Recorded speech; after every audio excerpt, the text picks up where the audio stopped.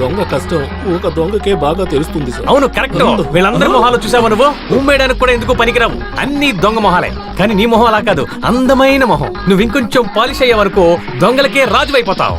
అప్పుడు నిన్ను ఎవరైనా దొంగ అన్నారనుకో వాళ్ళు జనం చేతిలో దెబ్బలు తింటారు. మీరు నాశనమైంది కాక మమ్మల్ని కూడా ఎందుకు పిలుస్తున్నారు? అయ్యో రే దద్దమ్మా, ఈ ఊళ్ళో ఉన్న నీతి నిజాయితీ గల వాళ్లే కన్నీళ్లతో నాశనమైపోతున్నారు. చూడు, నువ్వేమీ దిగులు పడక్కర్లేదు. మనల్ని కాపాడడానికి దత్తన్ గారున్నారు. అటు చూడు, తొందరగా ఆన్ చెయ్యి. ఆయనే దత్తన్ గారు. చూసావు కదా, వ్యాపారంలోనూ రాజకీయంలోనూ అన్ని మెళకువలు తెలిసిన వారే దత్తన్ గారు. మంగళాపురం నుంచి ఈ సిటీకొచ్చి డబ్బు సంపాదించిన వారే దత్తన్ గారు.